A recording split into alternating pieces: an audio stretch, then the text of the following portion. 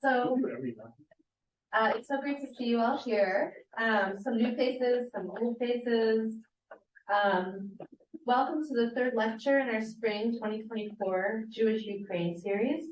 My name is Sheila Jellin, and I direct the Jewish Studies program here at the University of Kentucky. As those of you who have attended our previous lectures know, I conceived of this series because of the ongoing war in Ukraine. And recent news has reminded us of the urgency and relevance of our attention to this war, even in the midst of the more recent war in Gaza. It is my great pleasure to introduce you to tonight's speaker, Dr. Marat Grinberg. Marat Grinberg immigrated to the United States from Ukraine in 1993, graduated from the joint degree program between the Jewish Theological Seminary of America and Columbia University in New York City in 1999, and received his PhD in comparative literature from the University of Chicago in 2006. A scholar of Jewish and Russian literature and culture and of cinema, he is a professor of Russian and humanities at Reed College in Portland, Oregon, and the chair of the comparative literature program. Among Grinberg's books are I Am to be read not from left to right, but in Jewish, from right to left, The Poetics of Boris Slutsky, which came out in 2011, Alexander Askaldo, The Commissar, which came out in 2016, and most recently, The Soviet Jewish Bookshelf, Jewish Culture and Identity Between the Lines, which just came out in 2023, and we have some copies here for you to buy after the talk, if you're interested. They were schlepped all the way from Portland, Oregon, so I encourage you to buy them all so they don't have to be schlepped back. At a discount. Yes. Marat Grinberg's essays have appeared in Tablet Magazine, Jewish Journal, Mosaic, and Los Angeles Review of Books. Currently, he's working on a large study of Jewishness and the Holocaust in Russian, Ukrainian, and East European speculative fiction of the Soviet era. I can't wait to hear more about that. And without further ado, I turn you over now to Dr. Grinberg. Thank you so much, Sheila.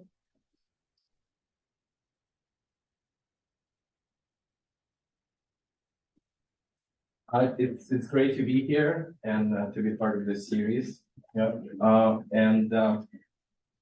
So I'm going to talk today about the project that I just recently completed. And it's the memoirs of this man, Mikhail Goldis, who is my grandfather. So it's one of these interesting cases when scholarship completely sort of merges with your personal history. Yeah.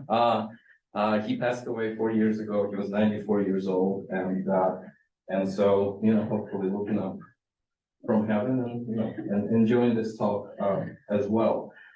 So I think I'm going to talk about him and why I think his life was so interesting and his work was so interesting, how it fits into understanding Ukraine and Jewishness and what we're witnessing today. And then I'm going to read just a few excerpts from the memoir, and the memoir will be coming out, I hope, this summer.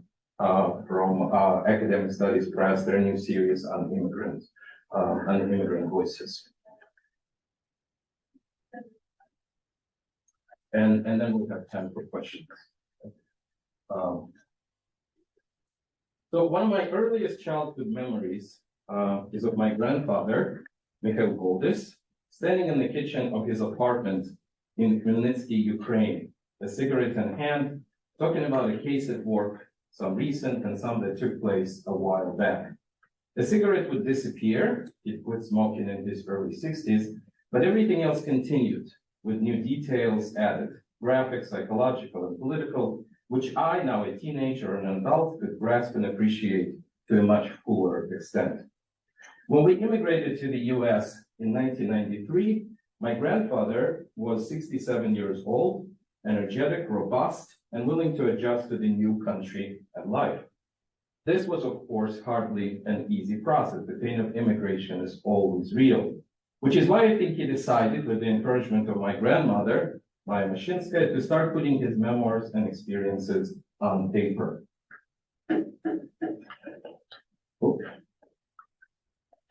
You want me to like,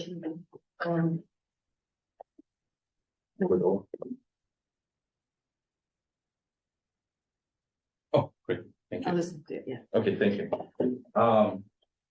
So this is him, so we came in 93, just a few years later. This is in St. Paul, Minnesota. And him actually literally working on his memoirs. A superb oral storyteller and an avid reader of literature, he loved the process of writing and editing and kept on turning a piece after piece. The writing, at times therapeutic and at times traumatic, activated the creative streak he always possessed, allowing him to provide a narrative of his life and via it of post-war Soviet Ukraine, and what it took for a Jewish attorney to survive in the hold of Soviet poverty. The stories, рассказы, as he called them, were first serialized in a Russian language magazine Zerkalo, Miro, from 95 to 2003, published in the Twin Cities where he lived, and then came out as a separate book in 2013. In the last years of his life, he was working on a new set of memoirs, largely personal episodes and family histories, which remained unfinished. Translating, editing, and researching the published memoirs allowed me to re-engage with their content and rediscover it as a multifaceted cultural and historical document, a testimony both to its time and the complexities of human character. The Soviet, Russian, Ukrainian, and Jewish components are intertwined in it with the deeply nuanced reflections on human nature and its worst and best manifestations, something my grandfather learned both from his career and life and the pages of his favorite Chekhov and Tolstoy, Viktor Nekrasov, and Vasily Grossman. So this is just to give us an idea where we are geographically, right? So this is the map of Soviet Ukraine, and mainly my family comes from these two regions, the Vinnytsia region, and what before called Kamenets-Podolsky region, and later became Khmelnytsky region, right? So most of the stories that you would find in his memoirs take place there, and here's the enlarged Vinnytsia region and the Khmelnytsky region. Khmelnytsky, for those of you who know Jewish history, the rather infamous name in Jewish history, the Bogdan Khmelnytsky, the head of the Cossack rebellion against Poland, during which massacres of the Jewish community took place. And originally, the name of the city, the town was Praskurov, or Praskuri in Ukrainian, and it was renamed after Khmelnytsky in 1954. So these areas are very much what I describe using Timothy Snyder's term, bloodlands. The lands that carry the traumas of Jewish history, Ukrainian history, right there within that. So this is where we are. So just give you a little biographical sketch of my grandfather's life. Mikhail Goldis was born on July 13th, 1926, in a small town of Yaltushki in the Bar district of the Vinnytsia region in Ukraine. Prior to the Soviet rule, he was a shtetl. By the start of World War II and the German occupation, Jews still constituted half of Yaltushkiv's population. A renowned Hasidic tzaddik and one of the disciples of Baal Shem Tov, Yehuda Leib Saras, is buried there. Goldis was a twin. He was a twin, and here he is with his twin sister, Mila. She died at the age of 6 from scarlet fever. In 1931, his sister Nella was born. And here she is a little bit later. An important and beloved person in Goldis's life. She would go on to become a teacher of history and live most of her life in Vinnytsia. She immigrated to the US in 1999 and died in 2017 in Minneapolis. Mikhail was born to Leah. Later, she Russified the name to Yelizaveta. And this is her. Shichman. She was born in 1908 and died in 1971. And Benzion Goldis, born in 1900 and perished at the front in 1943, whose backgrounds were both different and alike. So Ben Sion, here he is, my grandfather's father, came from an incredibly poor family. He was a self-made man with no education. He started to work when he was 10, becoming a manager of a sugar plant in the Vinnytsia region just 18 years down the road. This was an important and influential regional post. In 1937, at the peak of Stalin's terror, he was fired from his position while his party membership was revoked. The pretext seems to have been a joke he told about Stalin. By some miracle, he was not arrested and soon had his party membership and job reinstated. He perished in 1943 in the battles for the liberation of Kiev.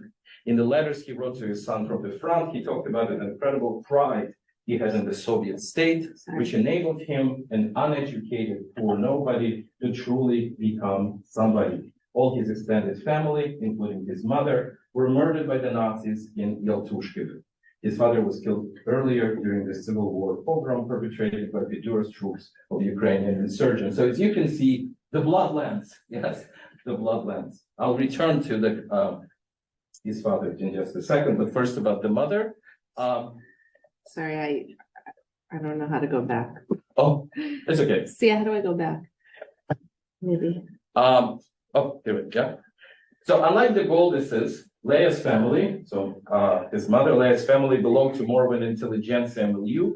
Her father, Hirsch, was a teacher of Russian language and literature in Heisen, a larger town and an important Jewish center in the Vinnytsia region. He and his wife Sophia took an active part in raising the young Misha and were instrumental in inculcating in him the love for reading and knowledge. So all of them, the grandparents and his aunt, were murdered by the Nazis in 1941 on a farm near Heisen called Velendika. My grandfather carried a deep trauma and guilt over their death throughout his life, and would have been heartened to see that I dedicated the book to their memory. I decided to do that. After the war, Leah, who was now Lisa, continued to work at the sugar plant, and she died in Vinnytsia in 1971. There's four elements: Soviet, Russian, Ukrainian, and Jewish. I'll return to this picture in just a second. Coalesced in Goldis' childhood and youth in ways that were typical for his generation, but also quite unique. And this is where, again, I think the memoirs are so important, because in some sense, he is the portrait of the Soviet Jew of his generation. In some respects, as you'll see, I think it was quite unique. Both party members, the parents, were genuinely dedicated to the Soviet cause, and while they continued to speak Yiddish, at least in private, they rebelled against everything that had to do with Judaism and the traditional way of life. They named their son Mikhail in honor of Mikhail Frunze, a Civil War Bolshevik hero. Already as a youngster, Leah, a red kerchief on her head, would walk through her neighborhood on Yom Kippur, waving a pork sausage in protest. My grandfather recalled how his grandmother on his father's side, who spoke no Russian, would lock herself up in a room in their house on Saturdays and mumble her prayers there, right? And so you hear these stories from a lot of families that changed from the pre-revolutionary to the emerging Soviet society. But there were some elements that were unique. The unusual element came from growing up at a sugar plant in Yaltushkiv and then in Heisen, which constituted a small town of its own and had barely any Jews. Because of this, and unlike the great majority of Soviet Ukrainian Jews of his generation, my grandfather knew not a single word of Yiddish. He would later acquire a few juicy terms and expressions and sprinkle his speech with them, but was intimately familiar with the Ukrainian rural life, its language and mores, which proved to be of great importance during his career as a detective and a district attorney.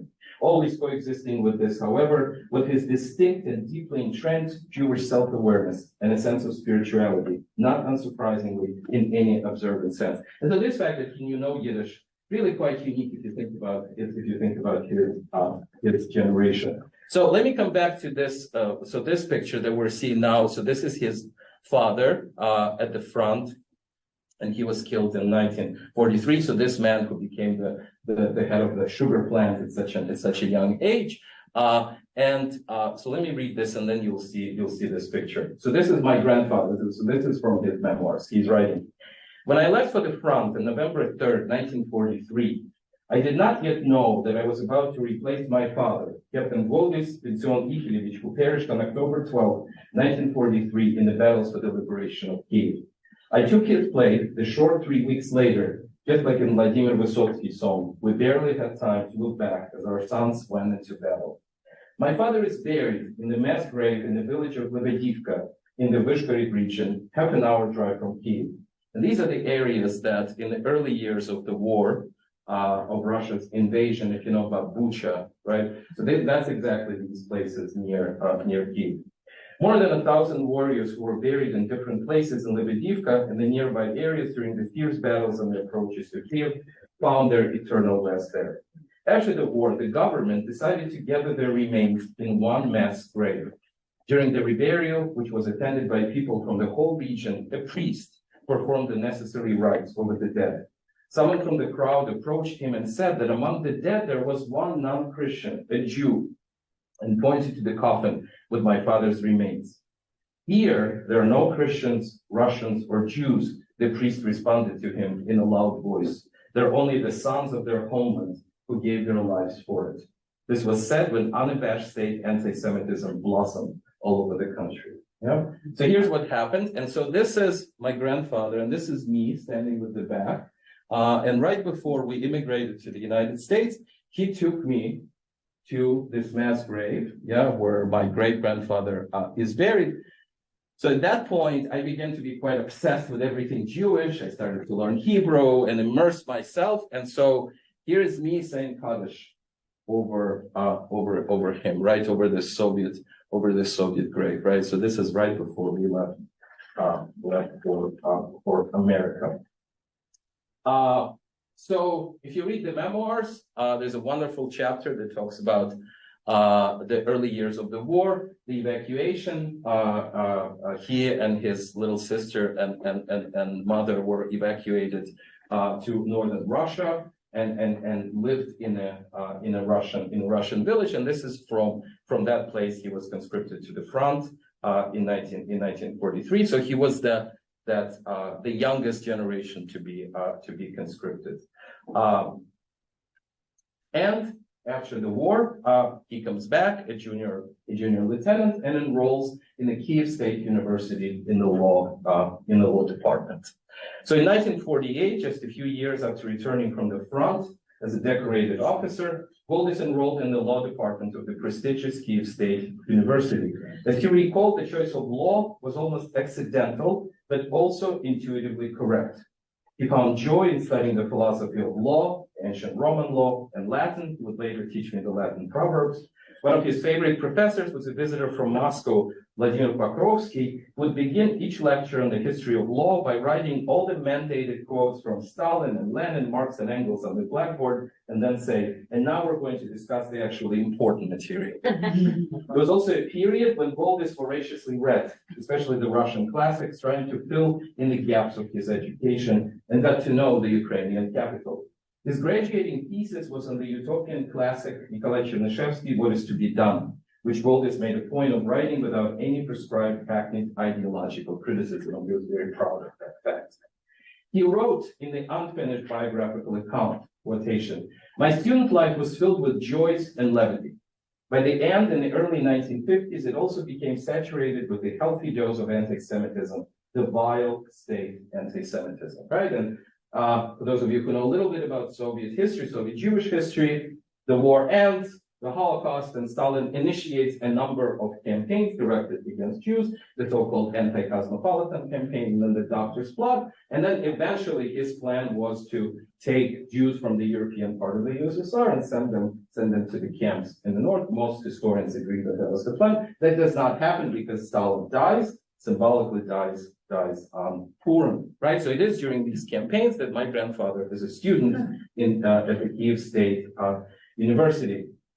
So I never did learn the full details of what he often referred to as my university story, and he never managed to write it down, but it's clear that the harassment he suffered at the height of the anti-Semitic, anti-cosmopolitan campaign was severe, coming from both the university administration and his fellow students. The persecution, however, seems to have only strengthened his sense of Jewishness, at least intuitively. The fact that he never changed his blatantly Jewish patronymic, Piantsionovich, right? So those of you who learn Russian, right? Russian names, the first name, and then you have the patronymic, which is the name of your father. Yeah. So Soviet Jews would routinely change, Russify their names. He never did that. So he was Mikhail Piantsionovich. And Piantsionovich, for those of you who know Hebrew, right? Son of Zion. Yeah. And in your face. Yeah. So the fact that he never changed his blatantly Jewish patronymic, Piantsionovich, the son of Zion, to anything Russian speaks volumes about his character and the stock he put in his Jewish heritage. It was again Professor Pokrovsky who played a role in this. Giving a lecture about Spinoza in the frenzied anti-Semitic atmosphere of 1949, Pokrovsky referred to the philosopher by his Jewish name Borer and called him the great son of the Jewish people. My grandfather recalled how news of the lecture spread quickly among the city's Jews, many of whom petitioned the university administration to allow them to attend Pokrovsky's lectures. In 1952, he meets Maya Mashinskaya, who would become his wife and my grandmother, and live a long life with her. So this is him right after graduating from the university. This is him already in his uniform as a district attorney, and with his wife and my mother, a newly born Tatiana, and they're in this little town called Stara Ushitsa, and I'm going to read a story that specifically is related to this town. Here they are a little bit later on, and you can see my mother, probably 4 or 5 at this point, dressed in a traditional Ukrainian costume.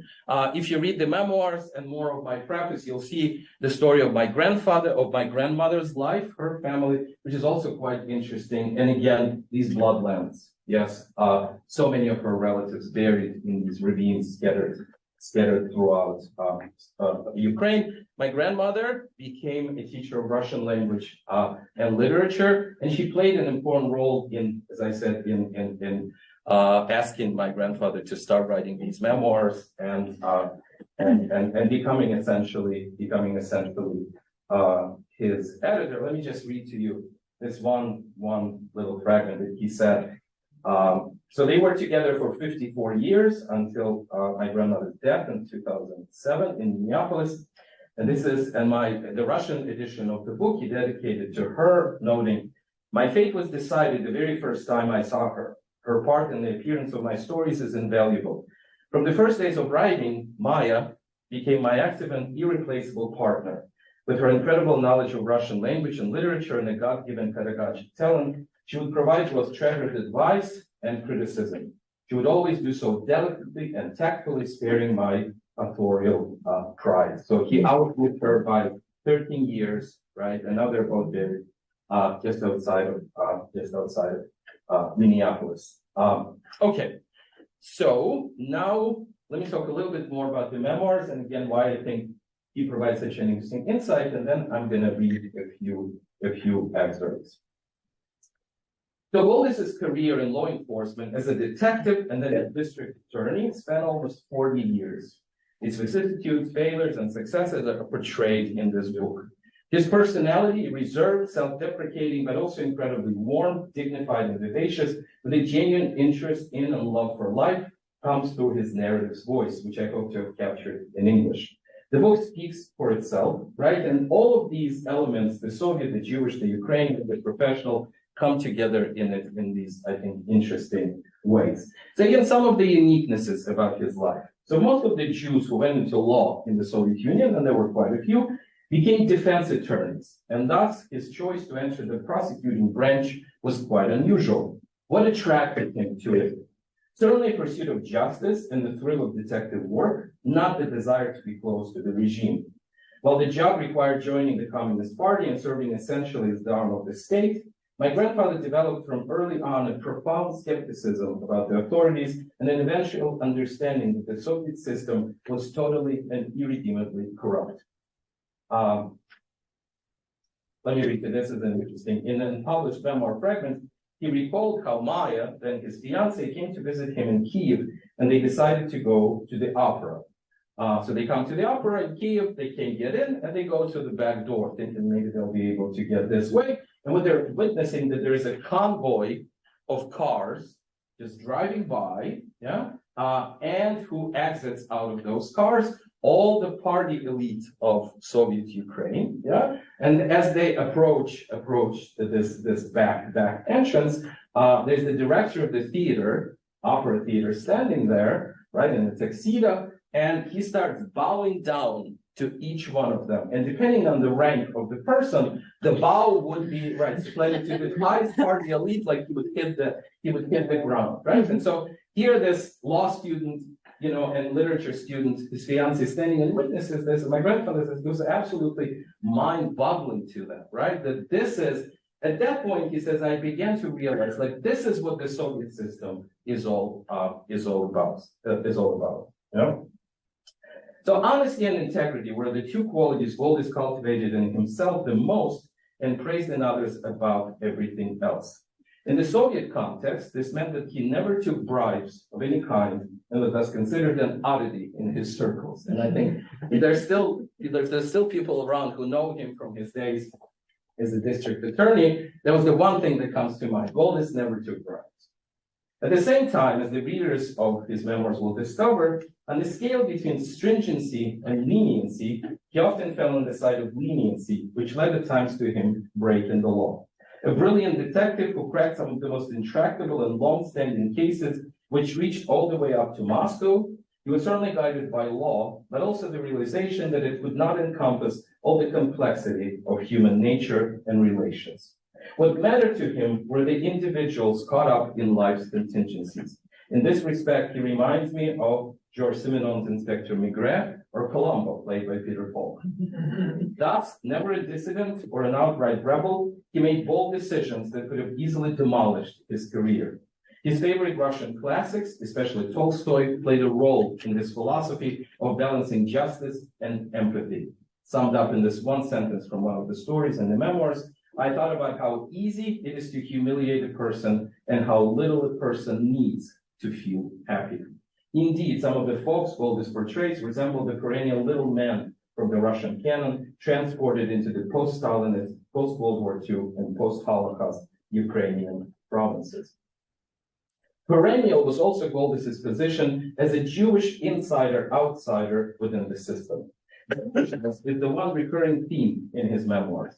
As I said, he was a rarity in some crucial respects. A Jew of his generation who did not know any Yiddish, a Jewish prosecuting attorney, one of the few Soviet Jews who didn't change his Jewish patronymic. At the same time, to a large extent, Goldis was a prototypical member of Soviet Jewish intelligentsia, shaped by what I call in my own research, the Soviet Jewish bookshop. He was an avid reader of Leon Feuchtanger's historical novels and Shalom Aleichem Stevie the Milkman, and saw Anatoly Rybakov's novel, The Heavy Sand, as a primer in what it meant to be a Soviet Jew. And if you want to learn more about those, that's where this book comes in. His memoirs, therefore, are a vivid and rich source on Jewishness in the Soviet Union, including the utter conspicuousness and pervasiveness of anti-Semitism. Okay, so let me stop here. Kind of giving you a little bit sketch of his life. So the memoirs cover primarily his years as a detective first, in these small towns, first Stara Ushitsa, then Krasilev, and then moving on to Kamenets-Podilsky, where I was born, and then when he becomes a district attorney. Later on, he moved to Khmelnytsky, the regional center, where he worked as a district attorney as well, what in Russian is called prokuror, the prosecuting attorney. So let me read you a few of the fragments. Some of them touch very much on anti-Semitism. Some of them touch also on how the Holocaust memory was carried on in the Soviet Union, and some of them, as you'll see, really kind of depict his understanding of what the Soviet system was about. Right. So this first story is called A Jewish Hullabaloo. And it describes how in this town of Krasilev, where they were a small town in the Khmelnytsky region, they were able to uncover this one gang that was terrorizing the city for a long, long time, killing, stealing, etc. So, and the gang was called, the leader of the gang was this guy, Protyuk. So these events took place in Ukraine, in the Krasivy district of the Khmelnytsky region, where I worked as a detective in the district attorney's office. One summer night in 1960, a shot was fired into the window of Weisbord, the director of the animal feed section at the local sugar plant. The police detectives and I drove to the site of the incident, where we discovered a bullet inside the house and a sheet of paper torn from a lined school notebook on a windowsill. The paper contained a cryptic note written legibly, but with misspellings. 10,000 you get from the bulls you fatten. Don't even think of wiggling yourself out of this. How to pass on the money, we'll let you know. By the standards of that era, when the criminal mayhem of the first post-war years had long dissipated, a crime of this type seemed extremely daring and cunning. A month later, there was another shot into the window of the same Weisberg and another message on the windowsill. If you agree to give up the money, write an ad in the local newspaper, then we'll let you know where to bring the dough. We came up with the ad, published it in the newspaper, but no response followed. Sometime later, however, a shot was fired into the window of Berman, the director of the procurement storage, and a similar note was left. 10,000 from the fat you get from your storage. In January 1961, the region's law enforcement branches held their annual meeting to reflect on the results of the past year. In his presiding speech about the role of law enforcement in preparing and carrying out the harvest, the head of the district executive committee mentioned the window shots. It's clear that something must be done with this Jewish hullabaloo, he concluded with a slight smile. Both Weisbord and Berman were Jewish. The law enforcement operatives held a sigh of relief.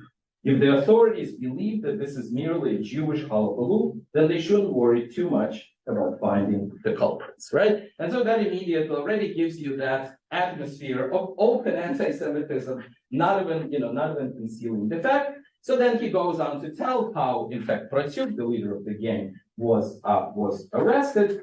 And another part I will read. Here's what they discovered. Here's what they discovered when they arrested him.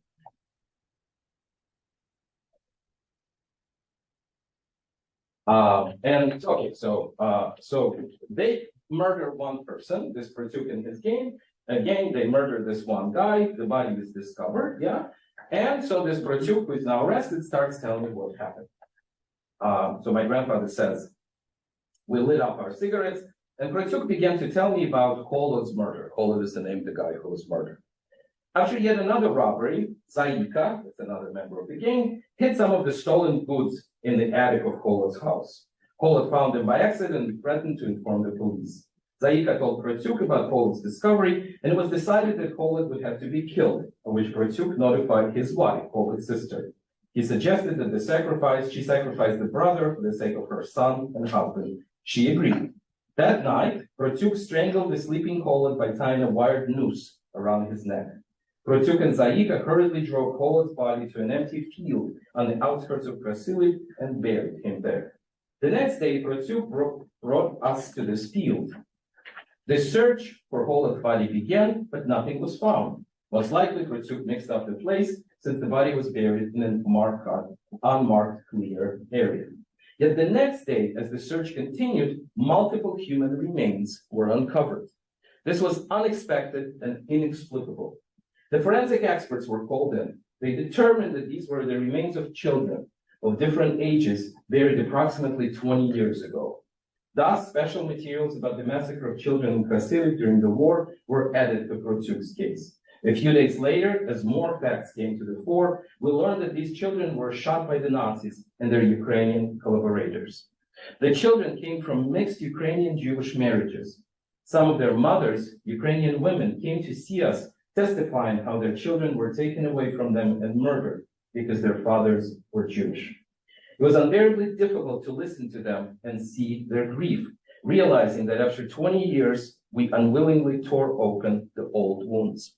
The women were questioned in a special case initiated about the murder of children by the Germans and their accomplices in Krasili. The materials of the case were forwarded to the regional KGB offices for further investigation. The accomplices who took part in the atrocities were discovered, charged, and found guilty. Thus, unexpectedly, many years after the end of the war, we heard its sorrowful echo. Yeah? So here's one story, right, coming upon this grave as a result of investigating a murder. So here we literally have bloodlands, bloodlands. Okay, so let me read to you this one excerpt where I think he is able to really formulate so well what the Soviet system was all about. Yeah, and this comes from the chapter called "The Forbidden Zone," where he dared to actually confront the party bosses and really sort of question them on what was happening. So creation of the organization, which stood above society, laws, and decrees of the state and jurisdiction as such, was perhaps the greatest achievement of Soviet political system. This organization was, of course, the Communist Party, or rather its official bodies from central to local committees. They comprised a forbidden, untouchable zone. Especially untouchable were they for the punitive law enforcement, since the latter had the power to charge for a criminal offense, arrest culprits, and put them on trial. The taboo against breaking into the forbidden zone functioned differently in various epochs, but it was always in place. I recall an annual summary meeting in the attorney's office of the Khmelnytsky region. A high-ranking party functionary was always present at such gatherings and was always the last to speak. The length of the speech was unlimited. This time it was Levchenko, the second secretary of the region party committee. He did not stand at the podium, but walked commandingly along the length of the presiding table. "You know, comrades," he said, and halted his pacing, "we've received signals in the party committee that certain attorneys and detectives are trying to charge communists for criminal offenses without permission from the party authorities." He does not find it necessary to elaborate on this topic, but simply waves his forefinger and utters, "You better beware." Suddenly, a soft voice came from the bottom of the enraptured audience. "But what about the Constitution, where it's written that all citizens are equal before the law?" The party boss's fingers stopped in midair.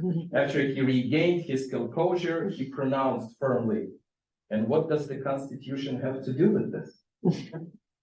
Now, many years after that meeting, I imagine that if a monument were to be erected to the Communist Party of the Soviet Union, these words should be engraved on it. And what does the Constitution have to do with this? Yeah. So I think it's a wonderful encapsulation of that atmosphere, which unfortunately is very much alive in today's Russia as well. Okay, this mindful of the time.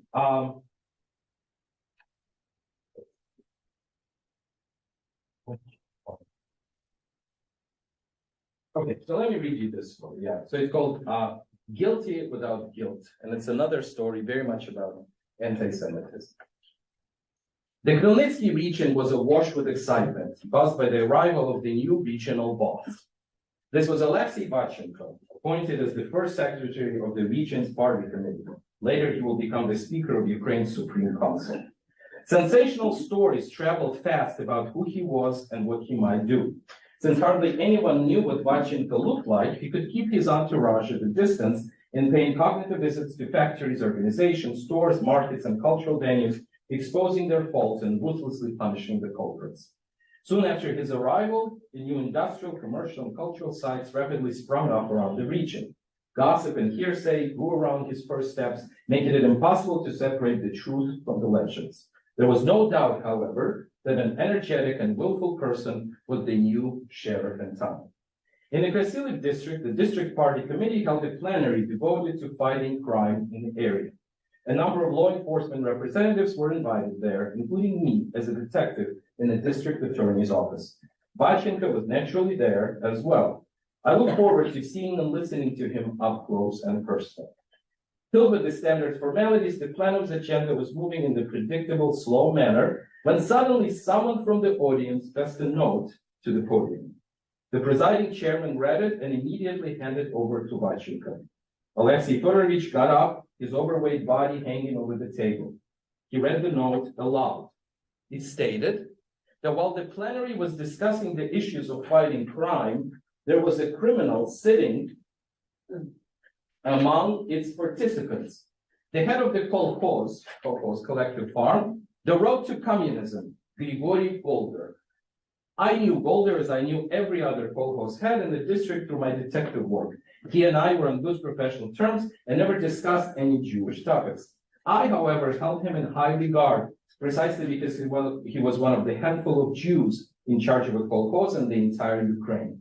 His facial features were also typically, or even stereotypically, Jewish. Is Golder here? Vachenko inquired. Grigory Yefimovich got up from his seat, ready to answer the party boss's questions in front of the entire audience. Is what the note says true? Vachenko asked. No, not true. I never did embezzle any kolkhoz funds, Golder responded. But you did take 10,000 rubles from the kolkhoz cash box, Vachenko pressed on. Yes, I did. Did you return the money to the kolkhoz or do you still have it? Vachenko was relentless. No, I did not return the money and I do not have it, Golder answered. Are you able to present any documents in your defense? No, I cannot. I don't have any documents, but I can explain how I spend the money. That you will have to explain in another place, Vachenko shouted. Vachenko ordered the judge, the chief attorney, and the police chief who were sitting in the audience to get up. Looking at them as if they were one law enforcement trinity, he demanded that they immediately figure out how to punish the thieving kolkhoz head. Then Vachenko proposed that those in the presidium revoke Golder's party membership right there and then. The decision to revoke was voted on unanimously. Golder was asked to turn in his party membership card and leave the plenary. He placed his party card on the table in front of the presidium and exited the meeting hall. When the door shut behind Golder, Vachenko got up again and yelled out, "Do not be surprised, comrades. This is in their blood. They're used to profiting on the people's backs. No mercy for them. We've got to hit them over their bunses. Their bunses." In Russian, "Babashke, babashke." He finished and pounded his fatty fist on the table. Apart from me, there were 2 or 3 other Jews in the audience. Recalling now this episode, I imagine how great it would have been had all of us Jews got up and left this hateful travesty to follow after Golder. Yet we did not stir and sat with our faces turning crimson, not daring to look at anyone as if indeed some sort of diseased blood flowed through our veins. By this point, I had already witnessed antisemitism in its various manifestations and bore its scars on my own skin, but was still astonished by what I just heard from the regional leader's mouth. The first secretary of the region party committee, a politician of high rank, was spewing primitive and unabashed hatred. I came to the plenary with the hope of meeting an interesting person I heard so much about. Instead, I was leaving bitter, hurt, and disillusioned. Anxious over pleasing the region's master, the region chief attorney issued an immediate order to initiate criminal proceedings against Golder and investigate him as speedily as possible. Golder was about to be arrested within days. Ironically, the Jew Goldis was entrusted with hitting over the Jew Golder's bonds. Yeah. So if you read on the story, you'll see what my grandfather discovers is that he did take the money because they needed to build a cow shed in the kolkhoz. And how do you do it, right? So he had to go to another region and bribe people there for the wood and for everything, right? To get them drunk, to feed them, yeah. And this is how he was able to build the cow shed, yeah. And so all of this evidence, my grandfather included in the case, and presented to the authorities, who had not. I mean, they couldn't say anything, right? And so they reinstated this Golder, reinstated him in the party and offered that he come back as the head of the kolkhoz, but he declined. Yeah. So just thinking about the time. Should I? If you want to read something else. Yeah. Okay. So let me read you one last story, which is one of my favorites. And remember, that has to do with the Holocaust memory. Yeah. But this one about anti-Semitism, there are so many other ones. If you read the memoirs, you'll see. So this one is called Above the Abyss. If we could. So this is, I love this photograph, by the way, right? So this is my grandfather, right? So here is him on an assignment, yeah, as a detective, doing, investigating some of the stories that he recounts. I mean, they're horribly gruesome. There's a whole section in the memoirs called Women, specifically the cases that involve women, domestic violence, and really, really fascinating. And they read so fresh, Okay, so if we maybe go one more forward, I think. So this is Kam'янets-Podilsky. This is one of the most fascinating cities in Ukraine, one of the oldest cities in Europe. The old town dates back to like the 15th, 14th century, was occupied by the Ottomans, the Poles, the Russians, yeah. This is the old fortress. This is where I was born, yeah. And also this is where he worked for so many years, a fascinating city.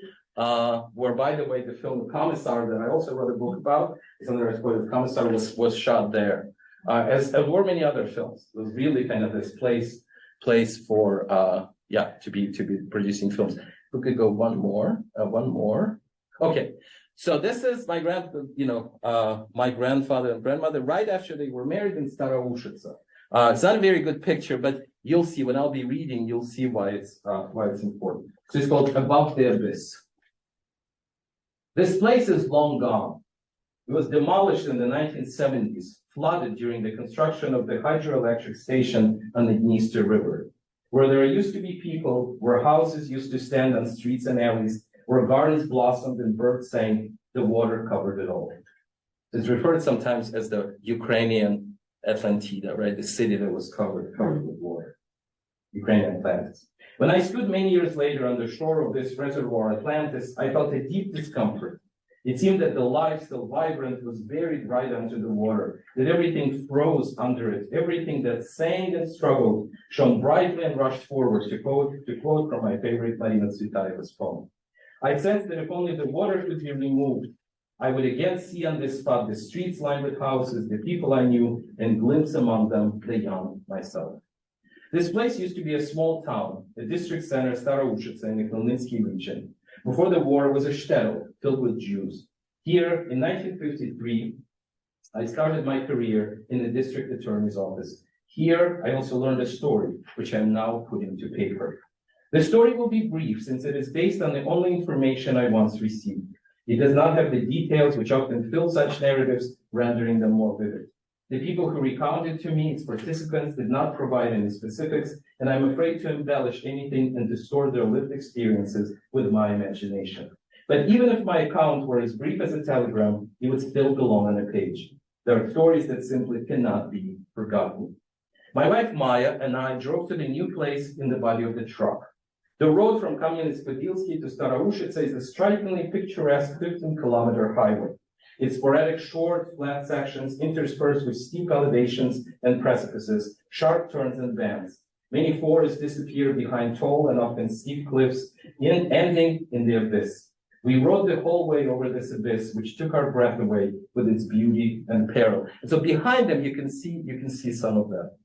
Soon after our arrival, we met our neighbors, a married couple, Anya and Piotr. They were humble and simple people who had 3 daughters and lived in a tiny house. Anya sold seltzer water in a kiosk, and Piotr worked in the town's sanitation department. We told them how much we were impressed by the road's terrifying beauty. Anya and Piotr listened to our enraptured impressions, and Anya said, "This road was built by the Jews, who were later shot by the Germans." I was also there. Our excitement about the road and the edge of the abyss disappeared to never again return and give way to very different feelings. Hannah lived with her parents in Staroushica. On the eve of the war, she just finished the 9th grade. In her school, a grade above her, there was a boy, Piotr, from the village of Loivtsi, only 7 kilometers away from the district center.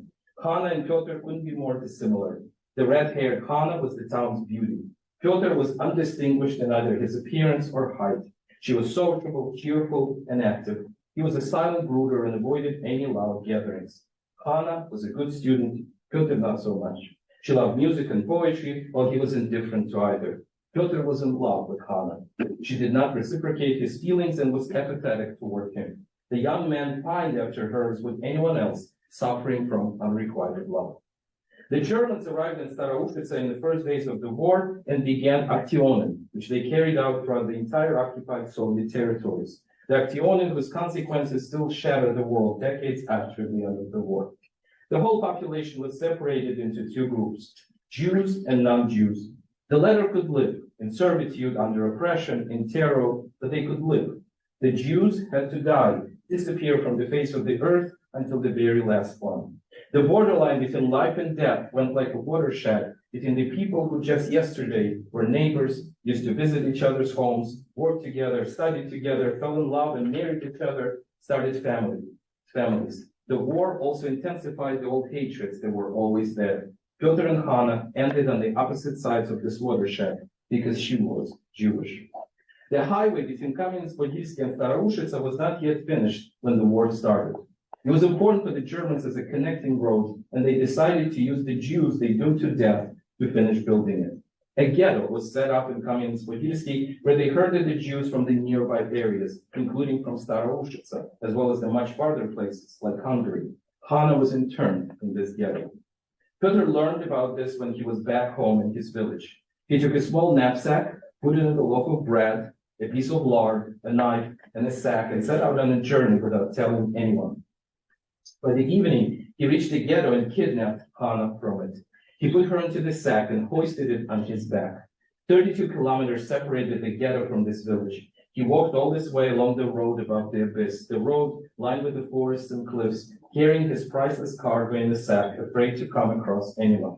He brought Hannah home in the dark and freed her from the sack in front of his astonished family members. Piotr and his family hid Hannah throughout the entire period of the German occupation. She caught typhus and survived only thanks to their care. Gradually, Hannah turned into Anna and became Piotr's wife. And that is the whole story. Now, however, when it is told, I need to revisit the question of details I posed at the beginning. The readers, I think, might have a few questions of their own. How did Piotr manage to kidnap Hannah from the ghetto guarded by the Germans? How was it possible to hide Hannah in Piotr's house during the long, horrible years of the occupation? These are certainly reasonable questions, but I cannot answer them since Anna and Piotr did not confide these details in me, and I did not ask.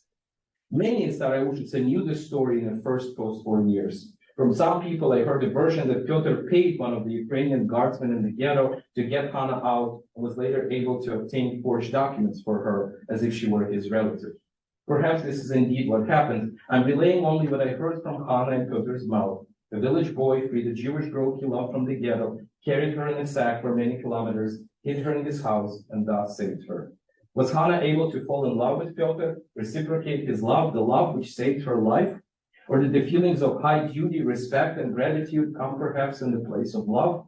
We don't know, and it is not up to us to know. When we met them, we saw a faithful wife, a caring mother, and a gracious hostess. And what about Piotr? He would always look at his Anna Hannah with the same adoring eyes.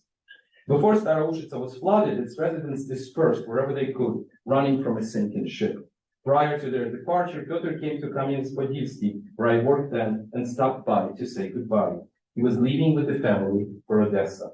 Since then, I never saw Anna or Piotr. I don't know where they are today in our turbulent times.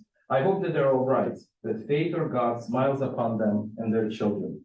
For if they won't be blessed, then who will?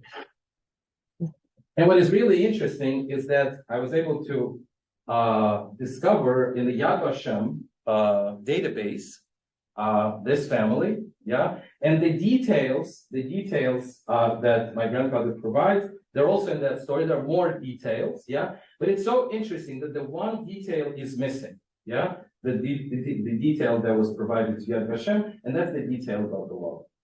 There is nothing about it, right? It's just that he saved her, and that's it, right? So it's interesting, and this story is also a wonderful, I think, example of how that Holocaust memory was carried out in the Soviet Union. What one could say, right? Here they're confiding in my grandparents because they're Jewish, right? They're not mentioning some details that have to do with the collaboration in the local population and the Nazis, right? it's so interesting. And if you read the memoirs, you'll see as a detective, like he needed to know every single detail and get down. And here he is just a witness, right? A chronicler, kind of, who takes all of this in and leaves those details, unknown. Yeah. Okay, so I'll stop here, and I'm happy to answer questions. Thank you.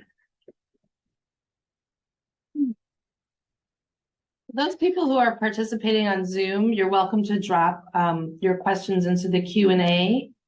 I can check them. I don't see any currently, but I'll come back and check in the meantime. We should. Yeah. Thank you for this wonderful portrait of your grandfather. What about your parents? What about the generation between you and him? And what role did they play in transmitting Jewish identity, which I guess led your family to decide when the opportunity was there? Right.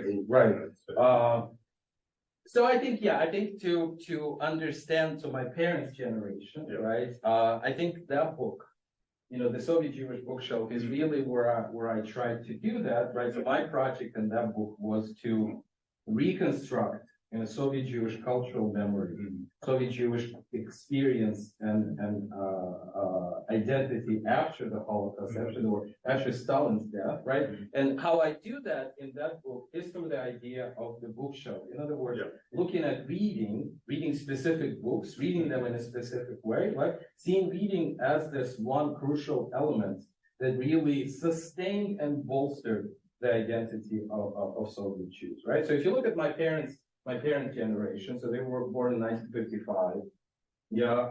Completely Sovietized, Russified. Growing up in this family of a lawyer and a teacher of Russian literature. So fully part of that, as well as Ukrainian culture, which was all around us, Ukrainian language and culture, right?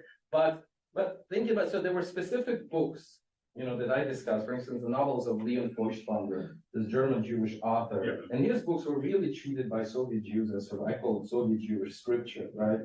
So my mom would take, one of his novels from our bookcase, hand it to me when I was, 12, 13, and say, you have to read this in order to understand what it means to be a Jew. And those would be the novels discussing Joseph, is the ancient Jewish historian, and the fall of Judea, or medieval Jewish Spain, or the more immediate Nazi Germany, right? Or another book that I mentioned, Tori Rybakov, very, very popular writer, wrote this book Heavy Sand, Тяжелый песок, which was one of the few Soviet books that dealt explicitly with the Holocaust. Comes out in the 70s. It was this kind of revelation, and it's thoroughly Soviet book, but at the same time, it's a very, very Jewish book. So this is absolutely verbatim. My grandfather would take that book, Rybakov's novel, from the bookcase, hand it to me and say, you have to understand what it means to be a Soviet Jew. And as a 12-year-old, I was looking at it like, what are you talking about? I don't, now I fully understand it. So they were they had a big sense of who they were. And it's not just because of anti-Semitism. I think the Cold War understanding of Soviet Jewish identity, persecution, victimhood, of course it was there, but there was so much more. And again, I think his memoirs provide a glimpse into that, where that sense of Jewish pride, knowing who you are, at the same time, this constant sense that you have to survive and negotiate, and of course, all of this is happening where there's no public space for expressing Jewishness, and so you have to go and find for yourself and put together these fragments. Again, for me, a lot of that I discuss it coming from reading. And so, sure. This is so rich. There's so many things I want to say, but I'll start with one question, which is, what was it like? I mean, did you ever, well, let me back up. So when I teach Mouse by Art Spiegelman, right? One of the things we talk a lot about is, sometimes Vladek tells stories that Art knows are not exactly right. And he has to find a way to sort of balance his father's account with the historical account. Right. So did you experience that at all when you were working on this manuscript as the grandson of this, you know, of this detective, right? Yeah. Were there moments where you felt like I have to check this, or Yeah. like when you were saying he said he never took a bribe? I mean, that's personal, Yeah, right? I right. mean, who knows Right. if he ever took a bribe, right? That's but there are probably things that you can check Right. historically. Right. Yeah, So yeah. to what extent did you find yourself in this project Right. doing that kind of Right. work? Right. No, that's a great question. I think again, that's where kind of scholarship research comes into contact with the personal. So I try to do that as much, pretty much with every chapter, right? And so either, he's describing this fascinating story. So there was a cement plant in Kamianets-Podilsky, which was built by convicts. Yeah, that's how they were serving their sentence. And one of the foremen was at this plant, this Jewish guy that my grandfather knew because he would always get into skirmishes. And so a bunch of these convicts, criminals, some of them were like convicted murderers, they approached him, their manager, their foreman, and essentially said like, well, you have to do what we tell you to do so that we can get paid more. He said, I'm not going to do that. And they said, what do you mean you're not going to do this? You're just a Jew. Like, what are you going to do to us? It turned out that this Jew was incredibly athletic, right? And so they told him. So he said, okay, you want to do it one-on-one? So the leader of the gang and him went at each other, and the leader of the gang was just decimated by this Jewish guy, right? And for me, the grandfather said this was an example of this Jew who could stand up for himself, and it was so important in that. So I found the son of this man who still lives in Kamianets-Podilsky, sent him the story. He says, yes, like we know this story, it was passed on in our family, right? So I would do that with love. And I especially, doing this with the ones that have to do with the Holocaust. So for instance, the first one that I read about discovering the burial of the children from the mixed marriages, right? So this began to happen when the Nazis went after the mixed marriages. It no longer mattered, that they were mixed, and that change happened in 1942. If you have to look at Marat's history of the Holocaust in the Soviet Union, he gives some specific instances very, very similar. Yeah. Or as I said, with this story, so I went to Yad Vashem and began to compare. There's another story also about a Ukrainian man who saves a Jewish man and his family. Yeah. And there are also documents in the Yad Vashem. This Ukrainian family was made, the righteous Gentiles. In that story, there are a number of discrepancies. Yeah. And very, very interesting, different names. Right. And so here, I don't know. And I found some other sources where they mention the same man.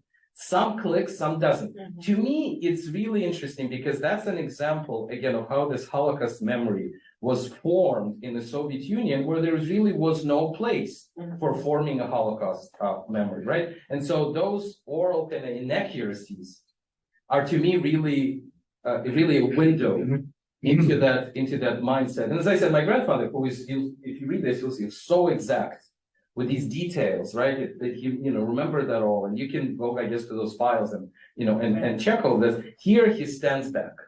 Says, I'm just listening. So their inaccuracies are, to me, kind of culturally, and again, in terms of how the memory is formed, is really interesting. Yeah. But I try to check pretty much with all of them. So do you check because you feel like you want to make sure that that it's historically correct, or do you check in order to illuminate some of the discrepancies? Yeah. You know what I mean? Definitely both, and probably the second better. Yeah. Because if it is, it's a cultural document. Yeah. Exactly. Right. I mean, it's a portrait of its era. Yes. Right, and those kind of inaccuracies, and again, he writes this when he's in the United States.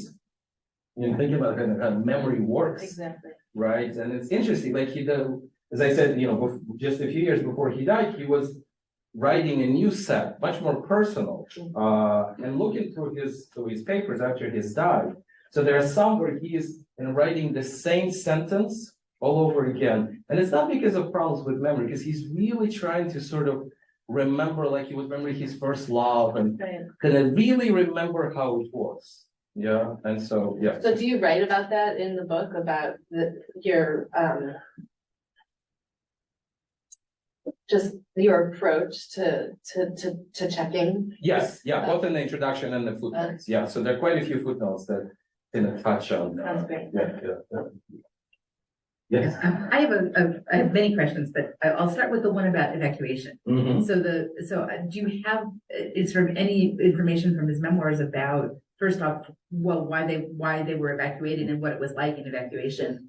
Sort of that's very. Yes, there's a wonderful chapter, so one of my favorites, which is precisely about the time in evacuation. Mhm. You know, how evacuation was carried out, and that's how so many Soviet Jews survived, Right. is that certain industries were evacuated in a very chaotic manner, right? But, and you know, I mean, the Soviet government was not specifically invested in saving Jews. But, so in the case of his family, so his father was, working at the sugar plant, right? He was also in the front, so his family could be evacuated. In the case of my grandmother's family, her father was a journalist and also at the front, so her family could be evacuated, right? And so that's how so many but the older generation, so his grandparents, his aunt, they all stayed behind and they were all shot. And the same is anyway, so it's so my grandfather, as I said, was evacuated with his mom and his sister to Russia. Yeah, so rural northern Russia. My grandmother's family, they were evacuated to Central Asia. They were in Uzbekistan, which was, and quite a bit of research has been done on this, and it's fascinating, right? Because again, in these places like in Central Asia, you have these regular people who were evacuated, but you also had the Russian writers, the actors, so all the theaters were evacuated. So there was a cultural life. There's a wonderful film by Alexei German called 20 Days Without the War, which depicts that milieu so wonderful, yeah. But there is a chapter that really, and it's interesting. I'm thinking about Jews anti-Semitism. So being in this Russian village, during the evacuation, he said this was the only place in his life that he was in where there was no anti-Semitism because they didn't know Jews and they just, right? So to them it was, so you're a Jew, fine, you look like us, So this was the only place that he's ever been in that did not have that. Yeah, but there's a wonderful chapter, and this is from where he goes to the front, and he describes this horrible starvation, and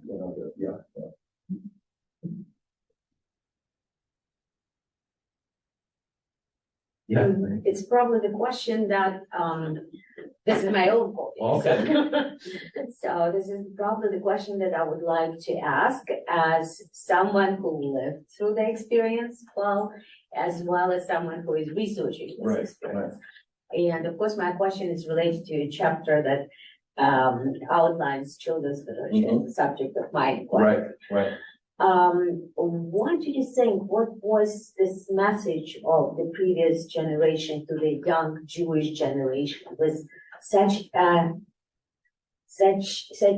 huge gap in Jewish experience? Yeah. We didn't know anything, except like reading Poignant, for example, or Heavy Sand to go to Sophie much later, and again, we were all reading the first chapter that describes the life in the shtetl. We didn't need all the Soviet garbage, pardon my French. Between the lines, or across we were reading the chapter that was dedicated to the pre-revolutionary life in the shtetl, because none of us knew what it was. Right. So, at the same time, how do you think this passing of knowledge was happening when it was no children's literature except a couple of years during the dawn? Right. So how did we learn that? Yeah. Again, I think it happened by putting together the fragments, right? And I say this, right? Soviet Jewish identity was fragmentary. That's and interestingly, just something, speaking about the book to this book to various audiences, American audiences, not academic audiences. I have American Jews coming up to me and saying that really resonates with them, because if they grew up in families that were not affiliated with synagogues or were not particularly actively Jewish, like they knew they were Jews, and that's, but for them, they said that Jewish identity was also very fragmentary. And it might not be a book, but it could be a Seinfeld episode, or it could be a film, so they were also kind of actively putting together that sense of identity for them. So it's these fragments, and of course it depended on the family, right? Again, I think uniform picture is difficult to arrive at, although I think one can. But these fragments, think about children's literature, Lev Kassin, yes, incredibly popular writer, fully kind of within the Soviet canon, right? But moral, yes, but writing, right, his autobiography Conduiten Shrambrania, right, where it is about pre-revolutionary times, and he famously inserts this conversation. There's a conversation between him and his little brother, where the little brother asks, are we Jewish, right? And he's so surprised by it. And so, yes, so finally he's convinced that, he's Jewish. And at the end of the chapter, he says, is our cat a Jew too? Is our cat Jewish too? And I just remember reading that as I don't know, 11-year-old, 12-year-old, something like that. It was really striking. Why? Because so many of Soviet Jewish families had a very similar experience. And this is my own personal experience, when I was probably 6 or 7 or something, being called a Yid, the Russian equivalent, Žid at school, coming home and saying, what's going on? I thought we were Russian. Yes, and my parents really had to take out their Soviet passports where it says the infamous 5th line, a Jew or a Jewess. And so it's, it's these experiences. And then, of course, it was individual. Like some would continue to look for those fragments, put them together. Some wouldn't, or some would never want to touch it because it was so traumatic and they would never want to, do anything with it. But yes, it's it's interesting in the Soviet case, right? Because the Soviet regime, the censors, they would never allow for any literature that discussed contemporary Soviet Jews. That's why Rabakov's Heavy Sand was so unique, because it was about Soviet Jews. Except the epilogue when he's writing about his Russian wife and his Russian children. Yes, but also in that epilogue, he says that he would never convert, right? He says, I'm not religious, I'm a good Soviet person, I married a non-Jewish woman, but the idea of conversion to me is abhorrent, right? So again, it's these kind of little signals. But what could be published is, again, if it had to do with the pre-revolutionary times, right? Sure. Yes, and so just like childhood memoirs, like in the case of Kassil or the Marshak, or the road, Dorogo Kodivdan, right? And I think the Soviet Jewish readers really did see themselves in those pre-revolutionary experiences, right? And were able kind of to build that lineage and see that anti-Semitism that they were facing in the Tsarist times was actually kind of mild in comparison to what they were experiencing, right? But they were active readers, kind of creative readers, right? And sort of establishing that for themselves. I think of your book about how kind of American Jewish cultural memory was formed, right? Through ethnography, kind of these I call it salvage fragments, right? Borrowing the term that you use, right? So I think it took kind of that creative imagination, searching, hunting for those fragments, and putting it together. But I think it's crucial to appreciate again that Soviet Jewish identity was not just about persecution, anti-Semitism and victimhood, but it was actually civilization that was fragmentary, but was also rich. And sort of had a lot to offer. And now since it's gone, right, we need to sort of excavate it. And sort of that's where that comes in. When I was writing about Denubina and Kerchevsky, I called it quilted identity. Yes, absolutely. That one, in my old playing with the terminology. And some of the ways, since you mentioned, Denubina is in Israel, right? So some of the ways that this really gets carried on, because we are talking about Soviet Jewish identity really being spread out all over the world, in Israel, in Germany, the United States, of course, the former Soviet space, right? If you look at these writers who continue to write in the United States, in English, for instance, right? Or in Israel, primarily in Russian, although there are some who also turn to Hebrew, or in Germany, there's a whole cohort of writers, right? So it's interesting to see how that gets manifested at least in those contexts. Did you ever come about, this literature in Israel, that is generation and a half? Yes, of course, yeah. I mean, I find it absolutely fascinating. Yes, and there's a similar group here in the States. Really? In Oh, New well, York, yeah. in New York, I forget what the organization is called, but they model themselves on this generation and a half, for sort of in both worlds, right? And yeah, it's very, very interesting. Interesting. This is just for people who don't know the term. So there are grandchildren who came with the families to Israel, and they were babysat by their grandparents who were reading them children's books. Yeah. And of course in Russian. Yeah. And so they grew up on the classics of Russian children's literature. And now what they do, they translate it in Hebrew. So it's such an interesting cultural phenomenon. Yeah. And thinking, by the way, of children's literature, right? You look at translations of Yiddish poetry, right? Specifically for children. Yeah. Which was You're writing about it. universally there's millions and millions copies sold. Clearly, not only Jewish kids were reading it or being read to, but for the Jewish kids, it had a special meaning, right? Because it said, Переводцы весело, translated from Jewish. And that opened up a whole universe. Yeah.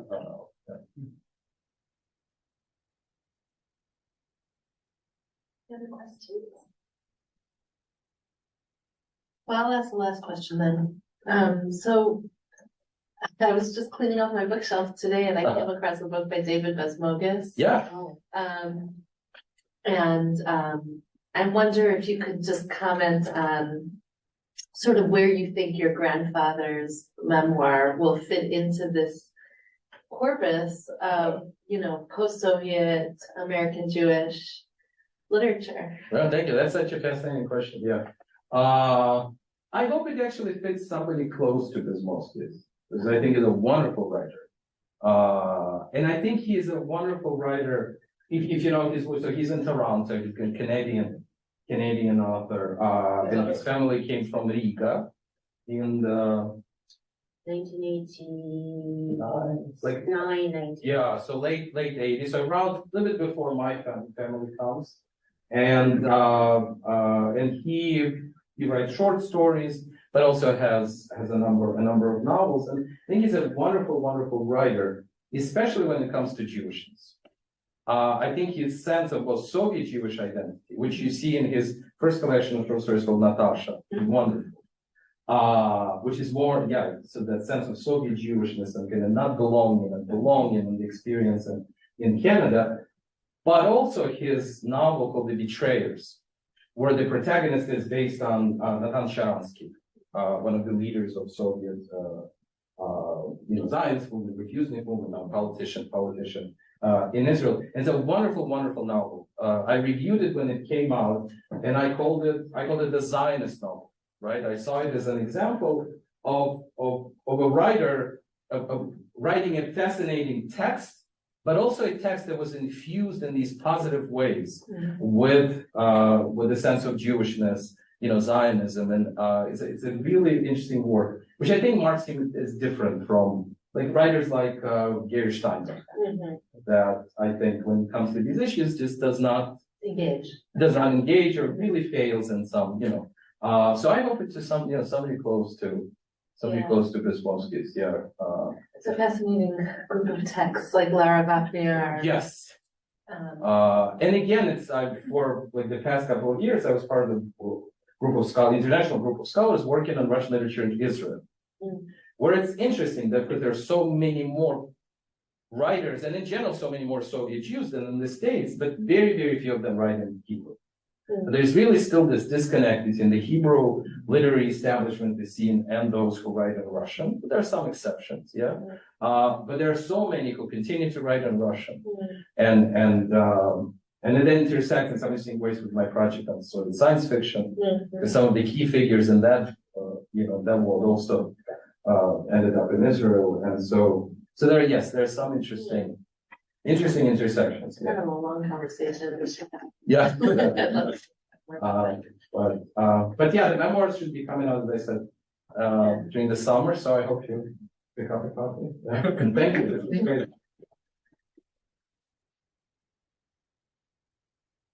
all for being here. I also want to thank the people online for attending. I want to remind you that we have 5 copies of the book for sale, and you can talk with our speaker about purchasing one.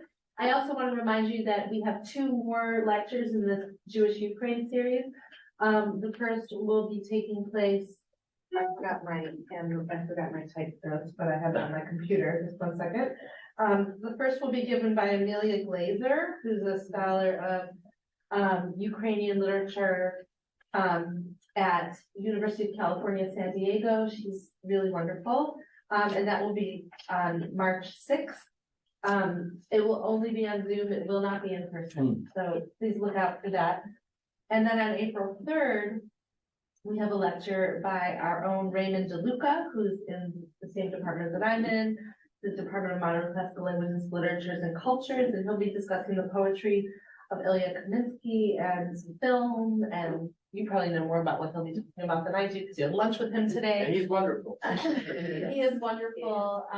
So that will be in person and on Zoom. So we will be back here in this room on April 3rd with Raymond DeLuca and on Zoom on March 6th with Amelia Glazer. So thank you so much for being with us. Thank you.